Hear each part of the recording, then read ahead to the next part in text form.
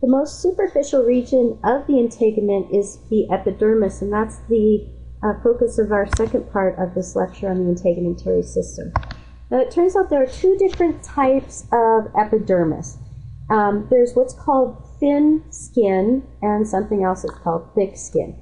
Thin skin, which is the picture I'm showing you right here, this slide here, is what we find in most regions of the body. It's the most common type of skin. And it consists of 4 different layers, which I'm going to go over in a little bit. It's missing a layer called the stratum lucidum. And I'm only mentioning this now so that when I talk about it in more detail later on, you'll remember me saying this. Thin skin, as the name implies, is not very thick. It can be anywhere from about 75 to 150 micrometers. And it overlays or is immediately superficial to, of course, connective tissue, which you all know. So if I were to draw a line here, the basement membrane would be located right along in this area. And the distance from here to here is the distance or the thickness of a thin skin. The other type of skin is what's called thick skin. Thick skin is much less common. It's primarily found in on the soles of your feet and the palms of your hand, where there's a lot of interaction with the external environment, so there'd be a lot of abrasion and friction, and there'd be a need to have thicker skin here. It consists of 5 layers. So we have the stratum lucidum present in that layer. And the stratum lucidum layer is right about here where I'm highlighting in this picture.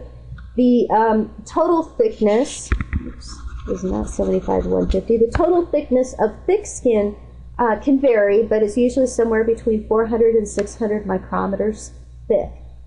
Again, here would be your connective tissue down here.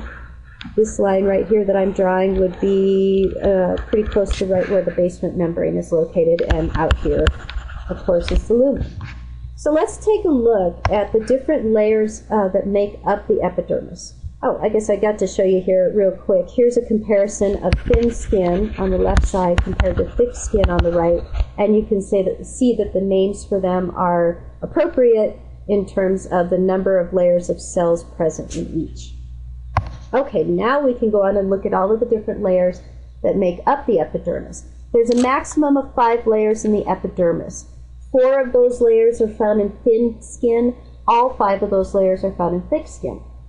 Both types of skin have, at their deepest point, immediately adjacent to the basement membrane, a layer of cells called the stratum basale. And stratum, just so you know, means layer. And stratum, T-U-M, is singular, and strata, T-A, would be plural.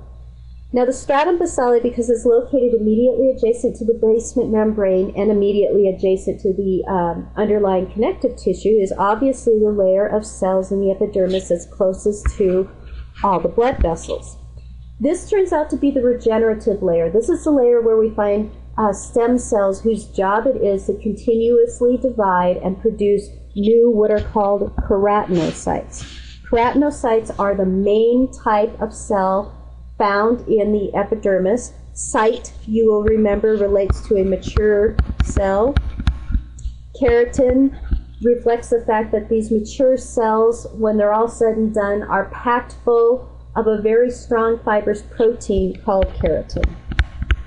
So keratinocyte, most common type of cell.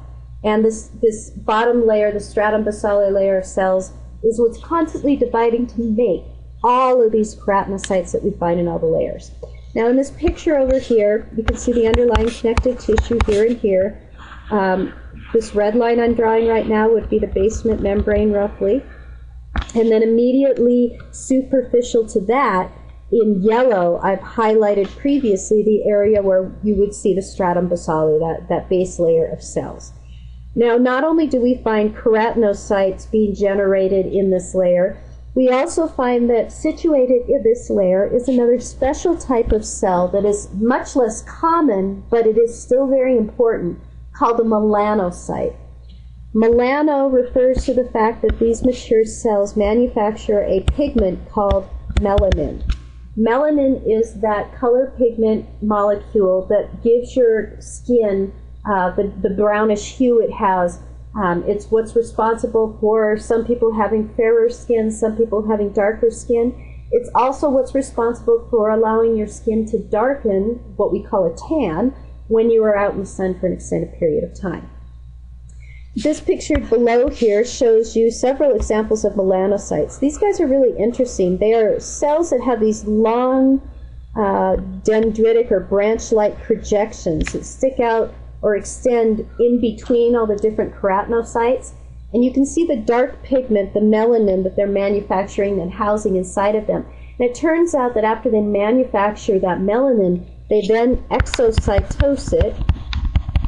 They export it out of the cell, and it is then gobbled up, phagocytosed, or eaten by the surrounding keratinocytes. And I'll talk a little bit more about that later on, and we'll see exactly where that melanin is put and why it is put there. Another type of cell we commonly see in the stratum basale are something called Merkel discs. Now, some textbooks call these tactile discs. It's the same thing. These are basically sensory receptor cells that are sensitive to touch or pressure. So they're one of our ways that we perceive things, interaction with the external environment. Now, one thing to say about these keratinocytes before I move on to the next layer is that not only do the keratinocytes make keratin, that structural protein I was talking about that's so nice and tough and gives our skin a lot of its strength, these keratinocytes are also chock full on their outer edges with something called desmosomes.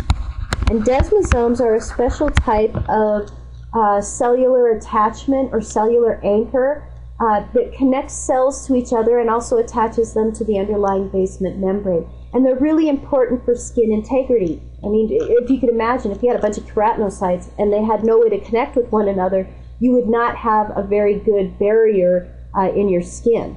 So they serve a very important purpose to have all those desmosomes and to have those desmosomes be functioning. The next layer of skin is the stratum spinosum. And the stratum spinosum is this thick layer right here, kind of a middle layer. I've highlighted it in this picture in orange. And this layer is where we still have cells undergoing some mitotic division. And primarily that's because they're still relatively close to the underlying connective tissue, and so they have some ability to still acquire nutrients and oxygen that they need in order to sustain mitosis. The reason we call it the stratum spinosum, and spinosum means spiny, is that sometimes when these cells, when slides of these cells are prepared for looking under a microscope, the spinosum cells will kind of shrink up a little bit on the prepared slide, and as a result they still have these desmosomes attaching them to other cells, and they take on a spiny appearance. So instead of having, for example, two cells that are attached here and here by desmosomes when they're nice and plump and healthy, when they get prepared on a slide, they are still attached at those two attachment points, but they've shriveled up due to some of the preservatives that are used for the slide, and so they take on a more spiny or spiky appearance to them. That's where we get the term. Now, also found in this layer are a number of dendritic cells, which in some textbooks are also referred to as Langerhans cells. Langerhans was the name of the individual who first discovered and described these cells. We call them also dendritic cells because they have lots of dendrites, or branch-like projections, on them. And the purpose of these dendritic cells is to serve as sort of a type of immune system cell. They're there to survey the area, to identify if any bacteria are present, and then to alert our immune system if there is a pathogen present in the skin so that we can get that under control before an infection ensues. Okay, moving outward towards the lumen, the next layer we encounter is a much thinner layer called the stratum granulosum. We call it the stratum granulosum because when you look at the cells under the microscope, they have a very grainy or granular appearance to them. The reason for that is that the organelles in these cells are beginning to degrade. And the reason they're degrading is this layer of cells is so far away from the underlying connective tissue where all the blood vessels are located that it's dying off. There is not sufficient oxygen or nutrients to support ongoing cellular activity in the stratum granulosum layer. So these cells are beginning to die off, and as they do, their organelles disintegrate and give this kind of grainy appearance to the tissue. Now I highlighted it in green on that last slide. I'm backing up though here so you can see. Here's that stratum granulosum layer, and I hope you can see that it does indeed have somewhat of a grainy appearance to it. That stratum granulosum layer is typically somewhere around 3 to 5 cell layers thick, somewhere in there. And it is seen in both types of tissue skin, both thick skin and thin skin. And it's really kind of the barrier point between the outer and inner layers of the epidermis, because this is where we really start to see lots of what are called lipid-filled vacuoles. And what those are is basically little containers inside of the cell that are filled with lipids and also that are filled with some different types of structural proteins like keratin.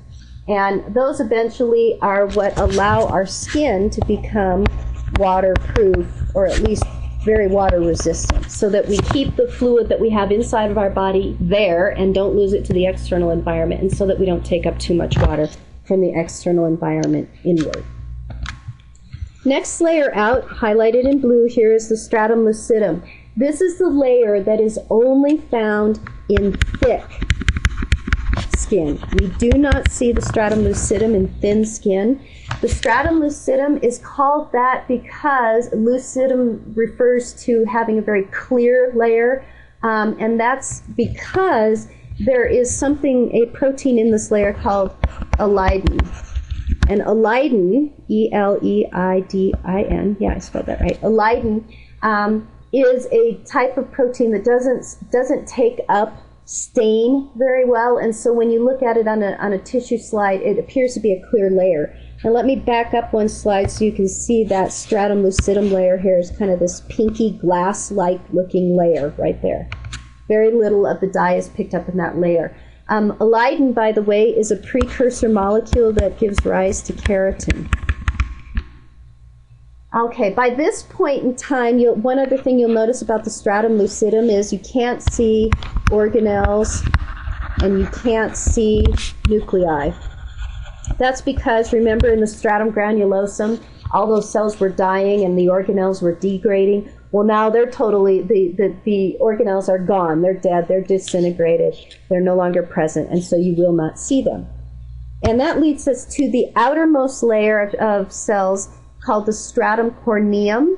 And this can be up to as many as 30 cells thick. Particularly in thick skin, it can be very thick.